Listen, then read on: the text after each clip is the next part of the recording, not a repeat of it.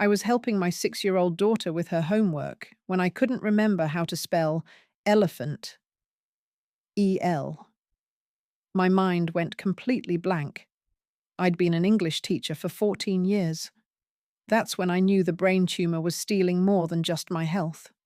It was taking the very thing that defined me, my ability to teach, to communicate, to be the mother my daughter deserved. If you've ever watched your identity slip away piece by piece, if you've supported someone losing themselves to illness, or if you have children who've watched you struggle, you need to hear this. Because what my daughter taught me about strength changed everything about how I fought to come back. My name is Monica. I'm 36 years old, and I live in Denver, Colorado. I teach, well, taught, 7th grade English at Mountain View Middle School. Teaching wasn't just my job, it was who I was. My students called me Ms. M, and I had this reputation for making Shakespeare cool and getting 13-year-olds to actually enjoy poetry. My classroom walls were covered with student artwork, quotes from books, and this massive banner that said, "Words have power." I was a single mum to Emma, the brightest 6-year-old you'd ever meet. Her dad left when she was 2. Couldn't handle parenthood, he said. We were fine without him. Better, actually. Emma and I had our routine. Morning dance parties while making breakfast, reading together every night, weekend adventures to the library or hiking trails. The headaches started in October 2023. Nothing dramatic at first. Just this dull pressure behind my right eye that would hit around third period. I blamed it on the fluorescent lights, the stress of parent-teacher conferences, too much coffee. By November, I was taking ibuprofen every 4 hours. The school nurse, Betty, started keeping a bottle in her office just for me. "Maybe you need glasses," she suggested. So I got my eyes checked. Perfect vision. The first really bad one hit during a lesson on To Kill a Mockingbird. I was mid-sentence, talking about courage, when the pain exploded through my skull.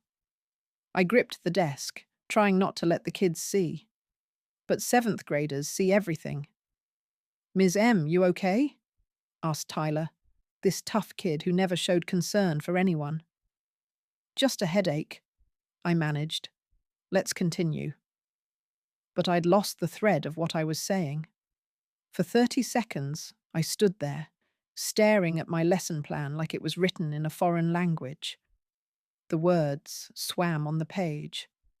My students sat in uncomfortable silence until I finally just assigned silent reading. The word-finding problems came next. Simple words would just vanish. I'd be teaching and suddenly couldn't remember basic vocabulary. Once, I forgot the word metaphor while teaching poetry. I stood there, gesturing wildly, saying, "You know, the thing where you compare two things without using like or as." My students started filling in for me. They thought it was funny at first, like a game. "Ms. M's word of the day?" They'd joke when I'd forget something obvious. But I saw the concern creeping into their faces. Emma noticed at home. "Mommy, why do you keep calling the refrigerator the cold box?" she asked one night. I'd laughed it off, but inside, I was terrified. The morning I knew something was really wrong was December 15th. I was reading Emma her bedtime story, Charlotte's Web, her favorite. I opened the book and the words just didn't make sense. Not blurry, not unclear. I could see each letter perfectly, but my brain couldn't assemble them into meaning. "Mommy, why aren't you reading?" "I'm just tired, baby. Let's make up our own story tonight." But you can't fake your way through life when you're an English teacher who can't read. I made it through the last week before winter break by having students read aloud constantly, showing videos, assigning group work. My principal, Dr. Harrison, stopped by my classroom. "Monica, you seem off lately. Everything okay?" Just tired, I said, the universal teacher excuse. You know how December is. But after break, it got worse. I'd write assignment instructions on the board and realize I'd written half the words backwards. Not dyslexia. I knew what that looked like. This was different. My brain was scrambling signals. January 10th was parent-teacher conference night. I sat across from parents, trying to discuss their children's progress, and couldn't remember kids' names. These were students I'd taught for 5 months. I had notes, thank God, but one parent asked about her son's essay, and I couldn't remember assigning an essay. The one on social justice themes, she prompted. Blank. Complete blank. I nodded and fumbled through generic comments about improvement and potential. That night, Emma found me crying in the bathroom. Mommy sad? Mommy's just tired, sweetheart. Maybe you need a doctor, she said, with that matter-of-fact wisdom kids have. When I'm sick, we go to the doctor. She was right, but I was scared. Teachers don't have great insurance, and I was the only income for our little family. I couldn't afford to be sick. The breaking point came January 20th. I was teaching coordinating conjunctions, fanboys, the acronym every English teacher knows. For, and, nor, but, or, yet, so. I'd taught it 100 times. I wrote F on the board, and my mind went blank. Completely, utterly blank. 27 13-year-olds stared at me while I stood frozen at the whiteboard. 4, whispered Jasmine from the front row, trying to help. 4, I repeated, and wrote it down. But the rest wouldn't come. The acronym I'd known since college was gone. Tyler raised his hand. Ms. M, do you need to sit down? That's when I had what I later learned was a focal seizure. My right arm started moving on its own, just slightly, like a tremor. The right side of my face felt numb. The kids started panicking. Get Mrs. Betty! Someone shouted. The next thing I remember is the ambulance. The ER doctor ordered a CT scan immediately. When you're a teacher having neurological symptoms, they don't mess around. I laid in that machine thinking about Emma, who was with my neighbor, probably wondering why Mommy didn't come home. The scan showed a mass. Left frontal lobe, right where language processing happens. They needed an MRI for better imaging, but the ER doctor's face told me everything. We're going to admit you and have neurology see you right away. I have a daughter, I said. She's 6. I need to. We'll help you make arrangements. My neighbor, Susan, brought Emma to the hospital. I'll never forget my baby's face when she saw me in the hospital bed, IV in my arm, monitors beeping. Mommy's getting medicine to help her head feel better, I told her. Will it fix the words? She asked. Kids understand more than we think. The MRI confirmed it. A tumor, about 3 centimeters, in the Broca's area, the part of the brain that controls speech production and language processing. The location explained everything. The word-finding problems, the reading issues, the inability to write correctly. Dr. Nakamura, the neurosurgeon, was kind but direct. The good news is it appears to be a low-grade glioma. These tend to be slower growing and more treatable. The challenging news is the location. This area controls language function. Will I be able to teach again? Let's focus on treatment first. The treatment plan was surgery, then radiation, possibly chemotherapy depending on what they found. But the surgery terrified me. Operating on the language center meant I could wake up unable to speak, read, or write permanently. What's the worst-case scenario? I asked. Aphasia, difficulty with language. It could be temporary or permanent. We'll do awake brain surgery to minimize risks. Awake, brain, surgery. Mommy, Emma said that night, curled up in the hospital bed with me. Will you still be able to read me stories? I'll always tell you stories, I promised, even if I have to make them all up. The school district was incredible. Dr. Harrison personally handled my medical leave, ensuring I kept my insurance. My fellow teachers set up a meal train for Emma and me. The seventh graders made a giant card that said, "Words have power, so does Miss M." But I was terrified, not of dying, of surviving but losing language. How do you exist when the thing that defines you is locked inside your brain? The surgery was scheduled for February 5th. 2 weeks to prepare, to arrange care for Emma, to write lesson plans for a substitute I might never return to replace. I spent those weeks recording videos for Emma, reading her favourite books aloud, telling her I loved her in 100 different ways, just in case I couldn't say it after. Awake brain surgery is exactly as surreal as it sounds. They numb your skull, but keep you conscious. I laid there while Dr. Nakamura opened my head, and a speech therapist asked me to name pictures, count, recite the alphabet. What's this? She held up a picture of a cat. Cat. Easy. Then the surgeon would touch a part of my brain with an electrode. What's this? See. I couldn't say it. The word was there, I knew it, but my mouth wouldn't form it. Okay, we mark that area. For 3 hours, we mapped my brain, finding the tumor's edges, identifying what could be removed safely. They got about 80% of it. The rest was too entangled with critical language areas.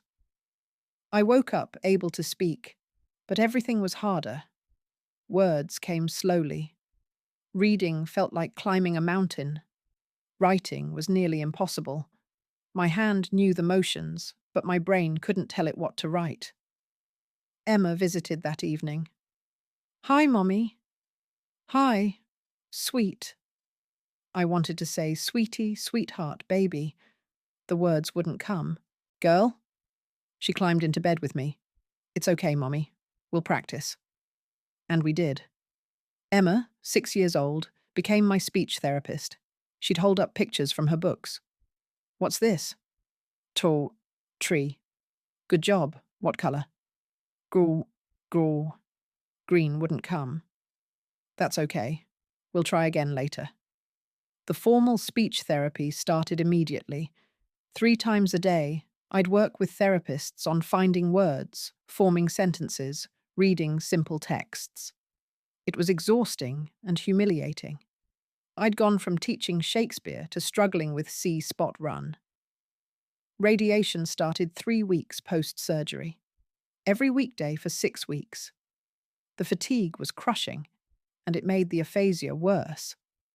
Some days, I could barely speak at all. My students sent videos. Ms. M, we're reading The Outsiders like you planned.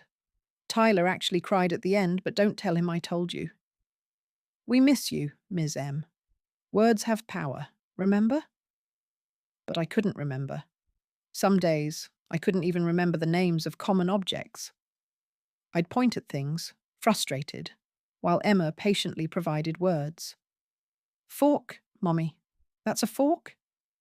Fork, I'd repeat, filing it away, only to lose it again an hour later. The lowest point was April. Emma needed help with homework, writing a paragraph about her favourite person. She'd chosen me. But when she asked me to help her spell teacher, I couldn't do it. T-E, then nothing.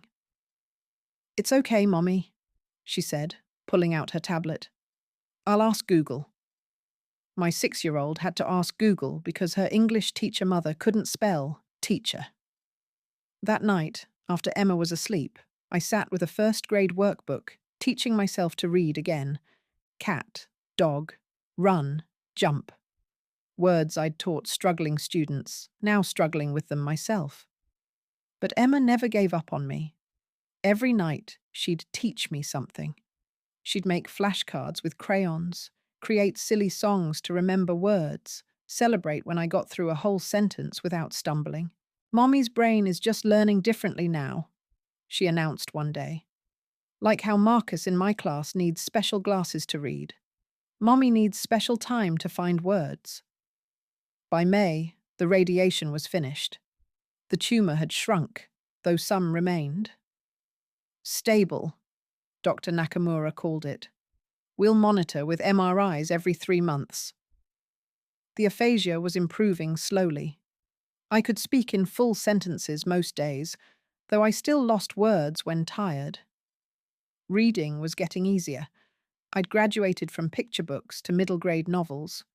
Writing remained the hardest. Dr. Harrison visited in June. Monica, your job is waiting whenever you're ready, even if you can only teach part-time, even if you need accommodations. What if I can't? What if the words don't come during class? Then your students will learn something more valuable than English. They'll learn that everyone struggles, everyone adapts, and everyone deserves patience. I decided to return in fall, co-teaching with another English teacher. That way, if I lost words, someone could step in. Emma helped me prepare. We'd play school all summer. She'd be the student, I'd teach, and when I got stuck, she'd raise her hand. Ms. M, do you need a word helper? Yes, please. The word is metaphor. It's comparing two things. My first day back was September 5th, 2024. I stood in front of a new group of 7th graders, my hands shaking. I'm Ms. M, I said slowly. I had brain surgery last year. Sometimes I lose words. Sometimes I have to think really hard to remember things. But you know what? We're going to learn together. Tyler, now an 8th grader, had spread the word. The kids were prepared, patient, kind in that way middle schoolers can be when they understand something real is at stake. When I forgot protagonist during the first week, a student quietly wrote it on the board. When I stumbled reading aloud, they'd follow along, ready to help. They became protective of me, shushing anyone who giggled when I mixed up words. And something beautiful happened. My struggle with language made me a better teacher. I understood now what it felt like to have words trapped inside, to know what you want to say, but can't. The kids who'd always struggled with reading and writing suddenly had a teacher who truly got it. Ms. M, one student with dyslexia told me, you make me feel like it's okay that reading is hard. It is okay, I told her. What matters is we keep trying. Emma's now 7, in 2nd grade, reading above grade level. She still helps me find words sometimes, but less often. She wrote an essay about heroes for school. It was about me. My mum's brain got sick and took her words away, but she found them again, one at a time. She says words have power, but I think not giving up has more power. The tumor is still there, sleeping for now. I get MRIs every 3 months, holding my breath for stable each time. The aphasia may never fully resolve. I'll probably always have to work harder than others to find words, to read, to write. But I'm teaching. Not the same way I used to. Better, actually. With more patience, more understanding, more awareness that every brain works differently. Last week, a student asked me to help with a metaphor in his poem. I knew the word immediately, explained it perfectly. After class, I cried happy tears. Then Emma and I had a dance party to celebrate, because that's what you do when your words come back. They told me the tumor took my language center. They were wrong. It just taught me a new language, one of patience, struggle, and the incredible power of a 7-year-old who never stopped believing her mother would find her words again. Thank you for listening to my story. It's not the typical cancer journey, and it's not really over yet. Living with a brain tumor that affects language has taught me that our identities aren't as fixed as we think. I thought I was an English teacher. Turns out, I'm just a human who teaches. And sometimes we teach best through our struggles. If you're losing abilities that define you, whether from illness, injury, or age, know this: you're still you. Different, maybe. Slower at some things, maybe. But still valuable, still capable of impact, still worthy of patience, especially your own. If you're supporting someone through cognitive changes, be like my Emma. Celebrate small victories. Provide words without judgment. Remember that the person is still there, even when the words aren't. For educators dealing with health challenges, don't assume you can't teach anymore. Your vulnerability might be your greatest teaching tool. My students learned more from watching me struggle and persist than from any lesson on theme or symbolism. Please share if this resonated with you. Comment about your own experiences with identity, loss, and recovery. Your story might be exactly what someone needs to hear today. Subscribe if you want more real stories about the messy, imperfect ways we survive and adapt. Because sometimes the most powerful words are the ones we have to fight to find. Remember to be patient with yourselves and others. We're all just trying to find our words. Thank you. And as Emma would say, good job using your words today.